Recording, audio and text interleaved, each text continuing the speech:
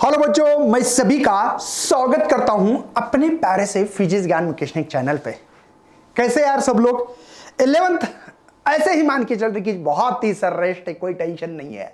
11th is a rest year, मैंने इसके पहले वीडियो में भी बताया था आपको। हाँ सर, ऐसे ही मान के चल रहे सर, क्या करें सर।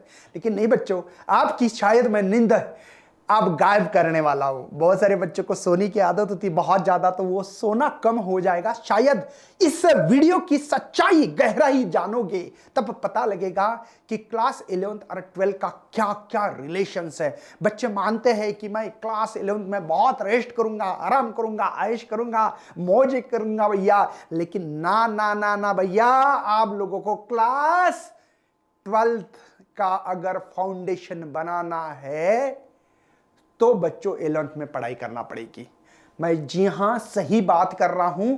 आपके सामने मैंने क्लास 11 की और क्लास 12 की दोनों बुक मेरे हाथ में है बच्चों। दोनों आप लोगों को बुक लेनी है। आपका दोस्त, भाई, काका का लड़का, नानी का लड़का, चाचा चाचा, है ना, कोई भी हो सकता है, उसके भाई की भाई, उनकी बुक लेनी है और सच्चाई और गहराई जाननी है बच्चों। आपके क्या होता है, फिजिक्स हार जाता है क्यों? ये मतलब यार एक झूठी न्यूज फैला रहे बच्चे मार्केट में। और शायद मेरी बात को अच्छी तरह से पूरा वीडियो देखने के बाद मैं आपकी जो भी झूठी ये जो कहानी सुनी है उसको गलत साबित करने के लिए आज की वीडियो को तैयार किया जा रहा है बच्चों। तो देखते हैं relation between class 11th and 12th। क्या रिलेशन है, कैसे है सर, क्या करना पड़ेगा बच्चों?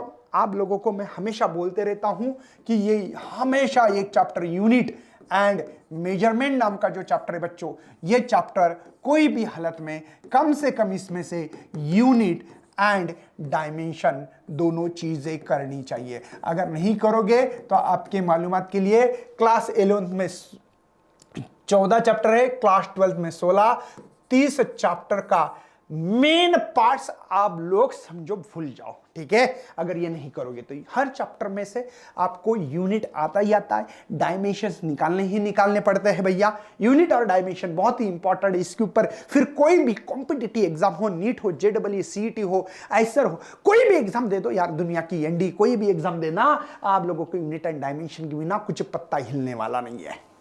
क्या बात सही बोल रहा हूं बच्चों? पहला चैप्टर इज वेरी इंपॉर्टेंट। दूसरा भी मैथमेटिकल मेथड है बच्चों। इसमें आप लोगों को स्केलर एंड वेक्टर क्या होते हैं ये पता होना चाहिए। स्केलर किसको कहते हैं, डॉट प्रोडक्ट क्या है, क्रॉस प्रोडक्ट क्या है, डॉट रहा तो कॉस क्यों आता है, क्रॉस रहा तो साइन क्यों आता है, ये सभी चीजें बहुत ही बारीकी से, बहुत ही डिटेल में पढ़ना पड़ेगी।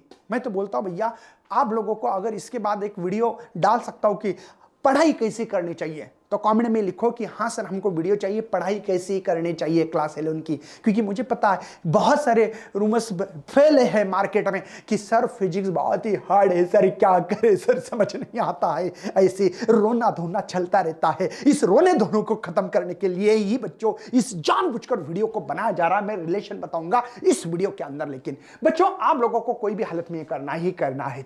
नेक्स्ट है मोशन इन प्लेन। मोशन देखो, ये फर्स्ट चैप्टर है, सेकंड मैथमेटिकल मेथड है, मैंने ये लिखा है।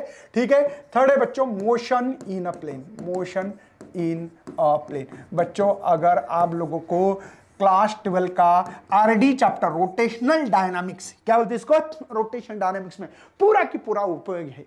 आपको सेंट्रीपिटल एक्सेलरेशन फार्मूला डायरेक्ट यहां से उठा है बच्चों, v स्क्वायर या r ओमेगा स्क्वायर या v ओमेगा, कहां से उठाया, मोशन इन प्लेन से उठाया बच्चों। इसका डेरिवेशन क्लास 11th में दिया है आपको। मुझे बताओ, अगर मोशन इन प्लेन आपको पता ही नहीं है, क्या खाक सिखाऊंगा मैं आपको, बताओ। बाद में दिक्कत आने लगती है, सर ने फार्मूला रट्टा मार के पढ़ाया है क्या? ना ना ना ना भैया, इसका कहीं ना कहीं कॉन्सेप्ट क्लास 11th में हुआ है। इसी से हम लोग सेंट्रीपिटल फोर्स बनाते हैं, सेंट्रीफ्यूगल फोर्स बनाते हैं। ये फार्मूले बहुत जगह पे काम आता है बाद में। कोनिकल पेंडुलम बच्चों मोशन इन प्लेन में पढ़ाया है ना। ये सब चीजें आप लोगों को मोशन इन प्लेन, जिन बच्चों को डिस्प्लेसमेंट, वेलोसिटी, एक्सेलरेशन, है ना, कोई इंस्टेंट पे वेलोसिटी, इंस्टेंट पे एक्सेलरेशन, एवरेज वेलोसिटी, एवरेज जो भी चीजें है ना बच्चों, ये मोशन इन प्लेन में है। और ये रोटेशनल डायनामिक्स, बच्चे बोलते हैं सर पहिला चॅप्टर खूपच कठीण चाललं सर, बारे मला समजत नाही. अरे कसं समजल ढेकळा तुला? अरे बावड्या, इथं तुझं लक्ष होतं का? स्वतःला एकदा प्रश्न विचार, एकदा खरंच आपल्या छातीवर हात ठेवा, आप अपने यहाँ पे चेस्ट पे हाथ रखोगे, बोलोगे कि यार सही में क्या मैं 100% डिवोशन दे रहा हूं? सवाल पूछना जरूरी है ना बच्चों। आपको नहीं लगता कि यार खुद को सवाल पूछना चाहिए, नहीं पूछना चाहिए? ये आप डिसाइड करोगे यार। छाती पे हाथ रखो, शांत एरिया में एक बार खुद को पूछ लेना कि मुकेश सर बोल रहे हैं इसलिए नहीं है, खुद के लिए पूछना है। मुकेश सर ने बोला कि छाती पे हाथ डाल के बोलना है, भैया यहां रखो, आराम से पूछो, भैया क्या सही में मैं मेरे साथ 100% मैं ईमानदारी से काम कर रहा हूं या नहीं कर रहा हूं? पूछना जरूरी है या नहीं है? आप ही सोचो ना। अरे भावड्यांनो, तुमचे आई वडील तुमच्यासाठी कबाड कष्ट करतात, तुमच्याकडनं एकच अपेक्षा व्यक्त करतात आणि ती व्यक्त करण्याची फक्त एकच आहे की येणारी जी की गुणपत्रिका आहे ती योग्य असली पाहिजे। त्यांना अपेक्षा नाही आहे की तुम्ही खेळातला आहात 100 पैकी 100 मार्क आणले पाहिजे, ना ना ना ना। त्यांना योग्य ती गुणवत्ता तुम्ही डेव्हलप करावी ही अपेक्षा आहे। भैया आप खुद को पूछो ना यार कि तुम कर रहे हो क्या एलोन, या ऐश कर रहे हो यार, क्रिकेट खेलने जा रहे हो, टीवी देख रहे हो, रील देख रहे हो, आराम से ऐश कर रहे हो, क्या मतलब है यार इसका? आप ही सोचो, ठीक है। मोशन इन प्लेन का डायरेक्ट रोटेशनल डायनामिक के साथ आपका ये है। नेक्स्ट है बच्चों लॉज ऑफ मोशन, आपका है ये laws of motion. Laws of motion में न्यूटन्स के लॉ या फिजिकल डी में यहां पे भी हर चैप्टर में इस्तेमाल करते हैं हम लोग। सेंटर ऑफ मास का कॉन्सेप्ट है बच्चों, हर है ना जगह पे momentum, kinetic energy, conserve, work done, ये सब चीजें कहीं ना कहीं हम लोग हर चैप्टर में इस्तेमाल कर रहे हैं, ध्यान रखना।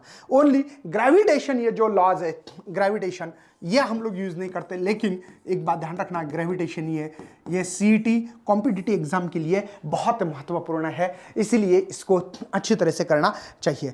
नेक्स्ट है बच्चों मैकेनिकल प्रॉपर्टीज। अब मैकेनिकल प्रॉपर्टीज के 2 चैप्टर्स है ना, मैकेनिकल जो है ना प्रॉपर्टीज के 2 चैप्टर्स हमारे पास, एक है सॉलिड, एक है सॉलिड है और एक है मैटर। बच्चों देखो सॉलिड और मैटर, लेकिन इसका यूज हम लोगों को बहुत करना है। यहां पे मैकेनिकल प्रॉपर्टीज ऑफ फ्लूइड्स जो है चैप्टर, मैटर सॉलिड पता है तो फ्लूइड पता रहेगा, तो कहीं ना कहीं हर चैप्टर का यूज है। नेक्स्ट है बच्चों हमारे ये 2 चैप्टर्स है, ये एक है हमारा यहां से, एक है सॉलिड है ना, ये है मैटर है, और बाद में लिक्विड आता है, तो लिक्विड हम लोग 12th में पढ़ते हैं, है ना। 7 नंबर पे देखो हमारे पास 7 नहीं, ये 8 चैप्टर है, इसमें 2 चैप्टर हो गए। साउंड, साउंड नाम का जो चैप्टर है बच्चों क्लास 12th में आपको सुपर पोजिशन ऑफ वेव, बच्चों इसका यूज जैसे आरडी में है वैसे ऑक्सीलेशन में भी है, ऑक्सीलेशन में भी बहुत काम आता है। ऑक्सीलेशन में velocity, displacement, acceleration, kinetic energy, potential energy, ये पूरा आता है। साउंड जिनको आएगा उनको सुपरपोजिशन वेव्स आएगा। क्लास 12th में क्या है? Superposition wave. क्लास 11 में कौन है? साउंड है बच्चों, ध्यान रखना ये बहुत इंपॉर्टेंट है। नेक्स्ट है बच्चों आपका ऑप्टिक्स, 9 नंबर्स पे है आपका ऑप्टिक्स, ये ऑप्टिक्स है, और क्लास 11 में वेव ऑप्टिक्स है। आप समझ पा रहे हो बच्चों कैसे रिलेशन बन पा रहा है? हर चैप्टर का कहीं ना कहीं किसी के साथ तो रिलेशंस है। ऑप्टिक्स क्लास 11 12 में वेव ऑप्टिक्स है, फर्क इतना है। इलेक्ट्रोस्टैटिक, बच्चों मैं दोबारा बोल रहा हूं आपको, ये जो इलेक्ट्रोस्टैटिक जिनको नहीं आएगा ना भैया, मैं कसम से बोल रहा हूं आपको, आप क्लास 12th में इलेक्ट्रोस्टैटिक्स पढ़ ही नहीं पाओगे।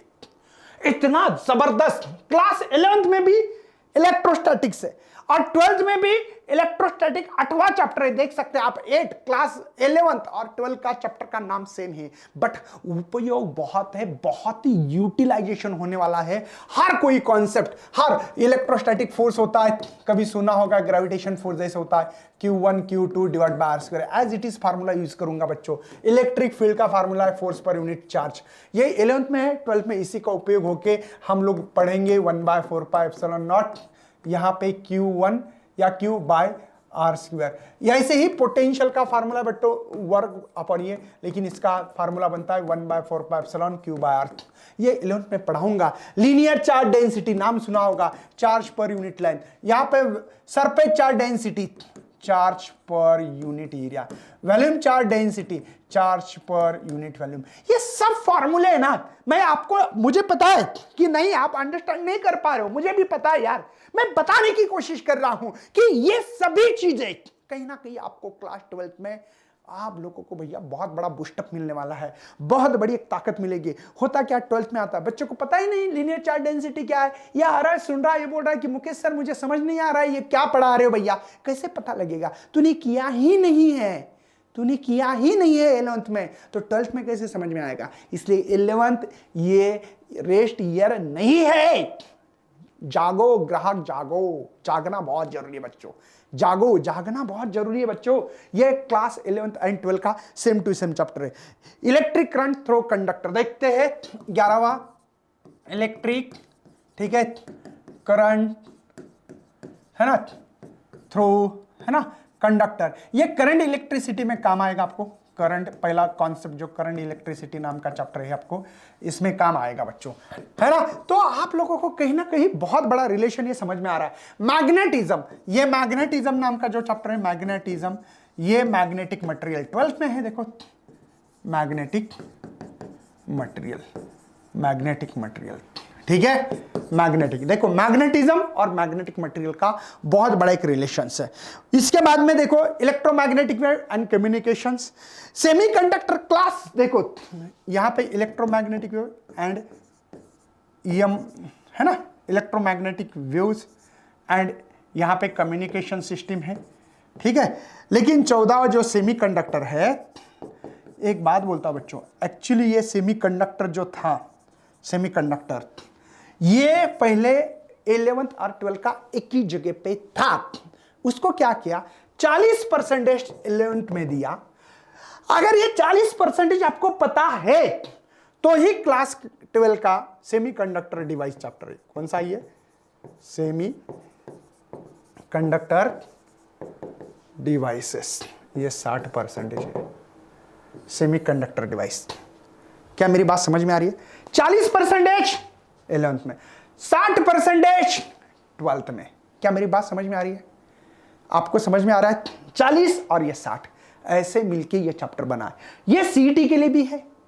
आपको क्लास 11 के मोशन, देखो motion in plane, laws of motion, gravitation, thermal properties of matter है, साउंड नाम का chapter, optics, electrostatics and semiconductor, ये 8 चैप्टर सीईटी के लिए भी है। तो इसलिए 11 और 12 का बहुत ही गहरा रिलेशन है। अगर आप 11 नहीं करोगे, मैं गारंटी देता हूं बच्चों, आपको 12th में समझने में बहुत दिक्कत जाती है, बहुत प्रॉब्लम होती है, अटक जाते हो। कोशिश तो करता है, हर बच्चा कोशिश करता है, लेकिन उनको लगता है कि यार कहीं ना कहीं मेरा इतना खास फिजिक्स नहीं है। क्यों नहीं है? क्योंकि 11th में बहुत रेस्ट करने के कारण। बच्चों अगर आपको 11th बहुत ही अच्छा पढ़ना है तो हमने आपको लिए फ्री रिकॉर्डेड बैच एक PGMN ऐप पे, कौन से ऐप पे? PGMN ऐप पे आपको प्रोवाइड की गई है। वहां पे जाके PGMN ऐप जो है अपना, इसी में डिस्क्रिप्शन में आपको लिंक मिलेगी, PGMN ऐप को डाउनलोड करो, फ्री बैच है। आप बोलेगे सर इसमें 11 रुपए मांग रहा है, वो रजिस्ट्रेशन फीस है, लेकिन ये पूरा की पूरा कोर्स आपको फ्री मिल रहा है। उसमें बहुत डिटेल में लेक्चर दी वाले। अगर आप सीईटी पढ़ना चाहते हो 2025 के लिए, तो टॉपर जो बैच है हमारी फाउंडेशन कोर्स के, 8 चैप्टर होते, मैंने अभी जो नाम बताए वो 8 के 8 चैप्टर यहाँ पे प्रोवाइड किए, MCQ सॉल्व करके दिए, सिनॉप्सिस पढ़ा है, सब करके दिया है। जो बच्चा अभी से 12 की तैयारी करना चाहते हैं तो शौर्य बैच बच्चों अभी से तैयारी कर सकते हैं, बोर्ड की, है ना। होते हैं ना बच्चे कुछ एडवांस होते हैं, 1-2 बच्चा होता है ऐसा, इनके लिए है ये स्कॉलर बैच, न्यूमेरिकल के लिए, टॉपर एडवांस बैच जो सीईटी बहुत डिटेल में पढ़ना चाहते हैं, लाइव लेक्चर रहते हैं, रिकॉर्डेड भी है, सभी चीज़ें, डाउट सेशन होता है, यूनिट टेस्ट होती है, होमवर्क मिलता है आपको, ठीक है, बहुत सारी चीज़ें प्रोवाइड की जा रही बच्चों। जो बच्चे अभी से तैयारी करना चाहते हैं 2024 के 25 के लिए, तो ये भी बैच है हमारी 24 की बैच, है ना, ये अभी चालू हो रही है 2 अक्टूबर को।